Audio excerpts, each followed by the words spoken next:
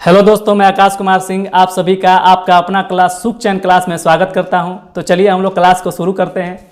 तो हम लोग पढ़ रहे थे त्रिकोणमिति और त्रिकोणमिति के प्रश्नावली 8.2 को हम लोग बना रहे थे और हम लोग प्रश्न संख्या 1 के प्रश्न पहला और प्रश्न हम लोग दूसरा बना लिए थे। आज हम लोग प्रश्न नंबर तीसरा बनाएंगे। यह प्रश्न नंबर तीसरा जो बोर्ड पर दिखाई दे रहा है यह आपके परीक्षा की दृष्टि से बड़ा महत्वपूर्ण है, इसलिए चलिए हम लोग पहले क्या लगा लेते हैं, तो स्टार लगा लेते हैं। यह आना चाहिए। हाँ, इसे आने के लिए आपको त्रिकोणमितीय सरणी का मान याद होना चाहिए। जो स्क्रीन पर दिखाई दे रहा है आप इसे याद कर लीजिए, और नहीं तो पिछली वीडियो को मेरे देख लीजिए। मैंने वहाँ बड़ा आसानी से समझाया हूँ, वो अभी ट्रिक माध्यम से आपको तुरंत समझ में आ जाएगा, तो उसे आप जरूर देख लीजिएगा। अगर वह आप देख लेते हैं तो आप इन सब सवालों को देखते देखते गर्दा मचा दीजिएगा। परीक्षा में अगर लौक जाए तो आप उसे देख के रगड़ दीजिएगा, तो आप उसे जरूर आप देख लीजिएगा। तो हम इसे सोल्व करते हैं। क्या करते हैं? सोल्व। तो यहाँ हम लिख देते हैं सोल्व। अब जो सवाल है वह सवाल उतार दीजिए। तो सवाल है cos 45 डिग्री उतार दीजिए। अच्छा, आगे नीचे है सेक 30 डिग्री उतार दीजिए। प्लस का साइन है, प्लस लगा दीजिए। कोसेक 30 डिग्री, यही ना है, इसको उतार दीजिए। अच्छा, अब देखिए cos 45 डिग्री का मान क्या है। तो cos 45 डिग्री का जो मान होता है वह होता है 1/2 रख दीजिए। अब देखिए बटा है, बटा लगा दीजिए। अब नीचे देखिए सेक 30 डिग्री का मान क्या होता है। तो सेक 30 डिग्री का जो मान होता है वह होता है 2/√3 रख दीजिए। प्लस का साइन है, प्लस लगा दीजिए। अच्छा, कोसेक 30 डिग्री का मान क्या होता है। तो कोसेक 30 डिग्री का मान होता है 2 रख दीजिए। अगर हम 2 के नीचे 1 रख लेते हैं तो यह भिन्न पर के जोड़ बन जाएगा। अच्छे 1 रख लिए तो हमारा इस सवाल पर कोई प्रभाव भी नहीं पड़ेगा, इसलिए हम 1 रख लिए। चलिए, यह बात शायद आपको समझ में आई होगी। अब आगे हम लोग चलते हैं। देखिए, अब हम लोग इसको ऐसे के तैसे उतार, जैसा है वैसे ही उतार लेते हैं। तो 1/√2 आप उतार लीजिए। चलिए, अब देखा जाए तो देखिए इधर देखिए, यह भिन्न पर के क्या है, जोड़ है। अच्छा, 1√3 का एलसीएम क्या होता है। तो √3 ही होगा। तो आप यहाँ रख लीजिए √3। √3 को √3 से भागा दीजिएगा तो भैया कट जाएगा। कब बार में? एक बार में। और 1 से 2 से गुणा करिएगा तो 2 होगा। आप 2 रख दीजिए। क्या रख दीजिए? 2। अब जरा देखिए, √3 को यहाँ प्लस का साइन है, प्लस रख लीजिए। √3 को 1 से भागा दीजिएगा तो √3 होगा, और √3 को 2 से गुणा करिएगा तो 2√3 होगा। आप रख दीजिए। यह 2 कैसे बाहर हो गया? क्योंकि बाहर 1 है और ई भी बाहर है, इसके इधर √ थोड़ी है। तो 1 और 2 से गुणा करिएगा 2 ना होगा जी। तो इसको हम लोग ऐसे रख दिए। शायद यह बात आपको समझ में आई होगी। तो चलिए हम लोग इधर चलते हैं। अब देखिए, यहाँ यदि देखा जाए तो बटा बटा बटा, यानी बटा के एक, यानी बटा के नीचे बटा, बटा के नीचे बटा, इस तरह लगा हुआ है। और जब इस तरह लगा रहता है तो हम लोग क्या करते हैं, परमेकरण कर देते हैं। तो हम यहाँ लिखेंगे परमेकरण करने पर। परमेकरण क्या करने पर? तो जब परमेकरण करते हैं तो यह तो उतर जाता है ऐसे कैसे। तो 1√2 हो गया। अब देखिए, नीचे वाला ऊपर, ऊपर वाला नीचे गुणा में हो जाता है। तो ये हो जाएगा ऊपर, ये हो जाएगा नीचे। तो यहाँ √3 चला गया ऊपर और नीचे चला आया 2 + 2√3 चला आया। हम लिख देते हैं यहाँ, ये गुणा है। चलिए, इतनी बात शायद आपको समझ में आई होगी।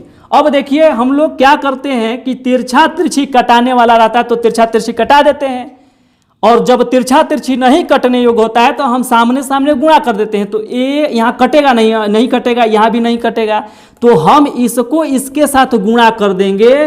तो जब गुणा करेंगे 1√3 का तो √3 ना हो जाएगा जी, √3 रख दीजिए। और इसको जब इसके साथ गुणा करिएगा तो यहाँ क्या है, 1 छुपा है, और 1 2 से गुणा करिएगा तो 2 होगा। 2 लिख दीजिए। और √3 तो √2 तो आपका आके उतर जाएगा। तो √2 उतार दीजिए। प्लस का साइन है, प्लस कर दीजिए। अब देखिए 2 यहाँ चला आएगा क्योंकि यहाँ 1 है, और 2 यहाँ √ में 2 है और यहाँ √ में 3 है। तो 2 और 3 का गुणा करिएगा तो कितना हो जाएगा, 6 हो जाएगा। इतनी बात शायद आपको समझ में आई होगी। चलिए, अब देखिए, जब बटा के नीचे हर में जब √ में होता है तो यह मैथ इजाजत नहीं देता कि इसे ऐसा रखा जाए। तो हम इसे क्या करेंगे, हम इस हर का परमेकरण कर देंगे। तो अब हम यहाँ लिखेंगे हर का परमेयकरण करने पर, तो जब हर का परमेयकरण करेंगे तो यह √3 है, उतार दीजिए। अच्छा, अब जरा देखिए यहाँ 2√6 है, यहाँ 2√2 है। अगर हम लोग इसको इधर ला देते हैं और इसको उधर ले जाते हैं तो कोई दिक्कत है? कोई दिक्कत नहीं है। तो हम लोग इसे इधर ला देते हैं, तो इधर ला देंगे तो ये हो गया 2√6, यहाँ प्लस का साइन है, प्लस कर दीजिए, यहाँ 2√2, थोड़ा सा सजा दिए हैं, कोई दिक्कत नहीं है। अगर प्लस में इधर उधर होने से कोई दिक्कत नहीं होता है। चलिए, तो कोई दिक्कत नहीं है। अगर आपसे पूछा जाए कि 5 + 4 कितना होगा? 9 होगा। अगर आपसे पूछा जाए कि 4 + 5 तो कितना होगा? 10 हो जाएगा? नहीं, 9 ना होगा जी, कोई दिक्कत नहीं है।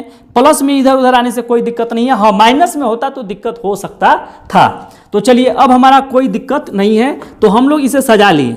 जब हम इसे सजा लिए तो देखिए, अब हम लोग इसका परमेयकरण करेंगे हर का, तो यह उधर चला जाए, लेकिन कौच में चला जाएगा? माइनस में चला जाएगा। तो यहाँ हुआ 2 और 2, यहाँ हुआ 2√6 माइनस 2√2, नीचे वही बात होगा क्योंकि हम हर का परमेयकरण कर रहे हैं। तो 2√6 माइनस 2√2। चलिए, अब देखिए, इसका हम लोग कटने होगा तो कटा देते हैं, नहीं कटने होगा तो नहीं कटाते हैं, इसका सामने सामने गुणा करते हैं। तो देखिए, यह इससे कट सकता था, लेकिन यहाँ माइनस है, यहाँ प्लस है, इसलिए यह नहीं कटेगा, ये तो कट ही नहीं सकता है। तो हम इसका सामने सामने क्या करेंगे? गुणा करेंगे। जब हम लोग सामने सामने गुणा करेंगे तो देखिए, यहाँ कुछ नहीं तो 1 है, और 1 इससे गुणा होगा तो ये तो 2 आके उतर ही जाएगा, तो यहाँ हो गया 2। अच्छा, ये 3 और यहाँ 6 है, तो 3 6 गुणा होगा तो कितना हो जाएगा? 18। तो यहाँ अंडरूट में तो अंडरूट 18 हो गया। अब यहाँ माइनस है तो माइनस कर दीजिए। अब फिर इसका इसके साथ भी गुणा होगा, तो जब इसको इसके साथ गुणा करिएगा तो 2 हो जाएगा, और जब इसको गुणा करिएगा तो यहाँ हो जाएगा √6, क्योंकि 3 दूना के 6, अंडरूट आके उतर गया। शायद यह बात आपको समझ में आई होगी। अब नीचे देखिए, नीचे देखा जाए तो ध्यान से देखिए, इसको अगर इसको भी गुणा कर सकते हैं, नहीं तो इसको आप इस फॉर्मूला पर भी बना सकते हैं, a + b और a माइनस b बराबर a square minus b square. आप इस फार्मूला पर भी इसे बना सकते हैं, और नहीं तो आप गुणा करिएगा तभी उतना ही आएगा, और इस फार्मूला पर बनाइएगा तभी उतना ही आएगा। तो आप इस पे बना लीजिए या ऐसे ही कर दीजिए। तो हम चलिए ऐसे ही कर देते हैं। तो 2 से करेगा तो 4 होगा, और अंडरूट से अंडरूट करिएगा तो ये क्या हो जाएगा? कट जाएगा, तो ये 6 हो जाएगा गुणा में। यहाँ माइनस है, आप माइनस कर दीजिए। अब देखिए, इसको करिए, 2 से करिएगा तो यहाँ 4 हो जाएगा, और अंडरूट से अंडरूट कट जाएगा तो आपका क्या आके उतर जाएगा? 2 उतर जाएगा। शायद इतनी बात आपको समझ में आई होगी। चलिए, अब हम लोग इधर थोड़ा सा बना लेते हैं, थोड़ा सा देख लेते हैं कि वीडियो में इधर आ रहा है कि नहीं आ रहा है। चलिए, ठीक है, आ रहा है। चलिए भैया, अब आगे देखा जाए। अब सुनिए जरा, अब हम लोग क्या करेंगे कि इसे हम बना देते हैं। तो यहाँ हुआ 2√18 √18 माइनस 2√6, यही ना हुआ जी। अब देखिए, नीचे 4 6 के 24 माइनस, और यहाँ हो गया 8, तो आप इसको घटाइएगा तो 2√18 माइनस 2 और √6, और यहाँ हो गया 24 में से 8 घटाइएगा तो 16 होगा। अच्छा, एक और अगर यही अगर हम लोग चाहें तो एक और काम कर सकते हैं। देखिए, यहाँ 2 है, यहाँ 2 है, तो हम 2 को क्या करते हैं? कॉमन में ले लेंगे। तो जब कॉमन लेंगे तो यह 2 हट जाएगा। अब देखिए, ये 2 से इस 16 कट जाएगा कब बार में? 8 बार में। तो हमारा हो गया √18 माइनस √6, और नीचे क्या हुआ? 8। यह आपका आंसर आ गया। लेकिन किताब में इतना आंसर नहीं दिया है। किताब में आंसर क्या दिया है? 3√2 माइनस 6 बटे में 8 दिया है। वो कैसे दिया है जरा देख लीजिए। तो हम 3√2 माइनस √6 बटे में 8 लिख सकते हैं। कैसे लिख सकते हैं? यहाँ देख लीजिए। अगर मान लीजिए कि यहाँ 18 है, तो 18 का हम लोग गुणाखंड करेंगे तो 2, और यहाँ चला आएगा 9, और यहाँ फिर 3 से हुआ 3। 3 का गो है? 2 गो है। तो जब 3 2 गो है तो इस 3 को हम लोग बाहर कर देंगे, या 2 का गो है? 1 गो है, तो अंडरूट के अंदर कर देंगे। तो यह अंडरूट के अंदर हो गया, और यह 3 बाहर हो गया। तो हमने इसको बाहर कर दिया, और हमारा ये 6 है, यही मेरा क्या आ गया? आंसर आ गया। तो शायद यह बात आपको समझ में आई होगी तो मेरे चैनल को सब्सक्राइब लाइक जरूर करिएगा। तो चलिए फिर हम लोग कल मिलते हैं। जय हिंद जय भारत।